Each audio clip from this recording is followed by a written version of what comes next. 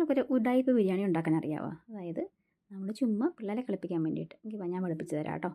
കാണിച്ച് തരാമോ എങ്ങനെയാണ് ഉണ്ടാക്കുന്നതെന്ന്. നമ്മുടെ അല്ലോട്ടൻ ഇവിടെ ബിരിയാണി കഴിക്കാൻ വേണ്ടി റെഡി ആയിട്ടിരിപ്പുണ്ട്. അപ്പോൾ ബിരിയാണി റൈസൊന്നും ഇല്ലാതെ നമുക്ക് ബിരിയാണി ഉണ്ടാക്കാം കേട്ടോ. നിങ്ങൾ ബിരിയാണിയാണോ എന്നൊന്നും ചോദിക്കും, എങ്കിലും അല്ലുവിന് വേണ്ടിയിട്ട്. ഇപ്പോൾ അല്ലു അതിനകത്ത് കൈയിട്ട് വരുന്നുണ്ട്. അതിനുവേണ്ടി സവാള, എന്താ പറയുക, തക്കാളി, നമ്മുടെ ഇഞ്ചിയെല്ലാം അരിഞ്ഞ് വെച്ചിട്ടുണ്ട്.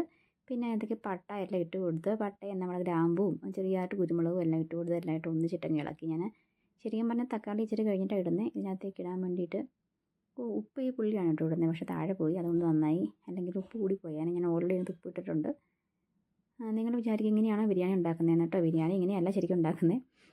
ഈ പുള്ളിക്ക് വേണ്ടിയിട്ട് ഇച്ചിരി ഉണ്ടാക്കുന്നതാണേ. പിള്ളേർക്ക് ജസ്റ്റ് ഇങ്ങനെ കഴിക്കാൻ മടിയുള്ള പിള്ളേർക്കൊക്കെ ഇങ്ങനെ ഉണ്ടാക്കി കൊടുത്താൽ നല്ലതാണ്. അതൊക്കെ ഞാൻ പൊടി ഇട്ട് കൊടുത്തു, ഒരുപാടൊന്നും ഇട്ടില്ല കേട്ടോ. കാരണം എന്താ പറയുക, കൊച്ചിന് കൊടുക്കുന്നത് കൊണ്ട് കുറച്ച് മുളക് പൊടി, കുറച്ച് മഞ്ഞൾപ്പൊടിയും, എന്താ പറയുക, കുറച്ച് മീറ്റ് മസാലയൊക്കെ, നമ്മുടെ ചിക്കൻ മസാലയൊക്കെ ഇട്ട് അങ്ങ് ഇളക്കിയെടുത്തു.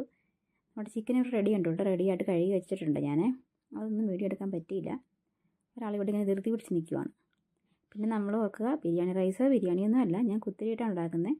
കാരണം പുള്ളിക്ക് ചോറ് തിന്നാൻ മടി. അപ്പോൾ ഇങ്ങനെ ഒരു സാധനം ഉണ്ടാക്കി കൊടുക്കാമെന്ന് വിചാരിച്ചുകൊണ്ടാണ്. അപ്പോൾ റെഡിയായിട്ട് നിന്ന് എല്ലാം ഉണ്ടാക്കുന്നതുണ്ടല്ലോ അല്ലേ. പുള്ളി തന്നെ സ്വന്തമായിട്ട് വന്നിരുന്ന് ഉണ്ടാക്കുവാണ്. അപ്പോൾ നമുക്ക് എന്താ പറയുക, ഇതിനകത്തേക്ക് ഇനി ചിക്കൻ ഇട്ട് കൊടുത്തു. ചിക്കൻ ഇനി നന്നായിട്ടൊന്ന് വെന്ത് വരണം. ശരിക്കും പറഞ്ഞാൽ ഉണ്ടാക്കുന്നത് നമ്മൾ കുക്കറിലാണെങ്കിൽ കുക്കറിലേക്ക് ഇതെല്ലാം ഇട്ട് കൊടുത്ത് ചിക്കനോട് ഇട്ട് കൊടുത്ത് അതിൻ്റെ മുകളിൽ നമ്മൾ റൈസ് ഇട്ട് കൊടുത്ത് കഴിഞ്ഞ് വേവിച്ച് കഴിഞ്ഞാൽ ഇതാവും കേട്ടോ. നല്ലതാണ്, അങ്ങനെ ഉണ്ടാക്കാറുണ്ട്. പക്ഷേ ബിരിയാണി റൈസ് വേണം. ഞാൻ തൽക്കാലം ഈ പാത്രത്തിലാണ് ഉണ്ടാക്കുന്നുള്ളൂ, കാരണം കുറച്ച് അല്ലുവിന് വേണ്ടി മാത്രമേ ഉണ്ടാക്കുന്നുള്ളൂ. അപ്പോൾ ഇതിനകത്തേക്ക് ഇനി നമുക്ക് ചിക്കൻ വേവണം, അടച്ച് വെച്ചിട്ട് വേവിക്കാം. അപ്പോൾ നിങ്ങൾ ഉപ്പ് നോക്കുക കേട്ടോ, ഉപ്പില്ലെങ്കിൽ ഇട്ട് കൊടുക്കുക. ഞാൻ കുറച്ച് ഉപ്പിട്ടിട്ടുണ്ടായിരുന്നു, കുറച്ച് ഇതിനകത്തേക്ക് ഇട്ടിട്ടുണ്ട്. ഇപ്പോൾ അത്യാവശ്യം ഉപ്പുണ്ട്. അപ്പം ഇനി ഇത് നന്നായിട്ട് തിളച്ച് വെന്ത് വരണം. നന്നായിട്ട് തിളച്ച് വേവട്ടെ. പറ്റി കഴിയുമ്പോൾ നമുക്ക് ഇതിനകത്തേക്ക് റെഡിയായിട്ട് നമ്മുടെ ചോറൊക്കെ ഇട്ട് കൊടുക്കാം. കാരണം ഓൾറെഡി ചോറ് ഒത്തിരി വേവിച്ച ചോറാണ് കേട്ടോ, ചോറാണ്, അരിയല്ല, വേവിച്ചതാണ്. അപ്പോൾ നമുക്ക് ഇതിനകത്തേക്ക് ഇട്ട് കൊടുത്താൽ മതി. ഇളക്കി നന്നായിട്ട് യോജിപ്പിക്കുക. അത്യാവശ്യം ഒരുപാടങ്ങ് പറ്റി പോകണ്ട. അതിന് മുമ്പ് നമുക്ക് ചോറിട്ട് ഇളക്കിയെടുക്കുക. നിങ്ങൾ വിചാരിക്കുന്നുണ്ടാവില്ല ഇതാണോ ബിരിയാണിന്ന്. ഇതല്ല ബിരിയാണി, എങ്കിലും അത്യാവശ്യം ഞാൻ പറഞ്ഞില്ലേ, കഴിക്കാൻ മടിയുള്ള പിള്ളേരെ കഴിപ്പിക്കാൻ എളുപ്പമാണ്. ഉഡായിപ്പ് ബിരിയാണി എന്നൊക്കെ പറയില്ലേ. അപ്പോൾ കറി വെന്തിട്ടുണ്ട് കേട്ടോ. ഇനിയിപ്പം നമുക്ക് ഇതിലേക്ക് ചോറിട്ട് കൊടുക്കാം.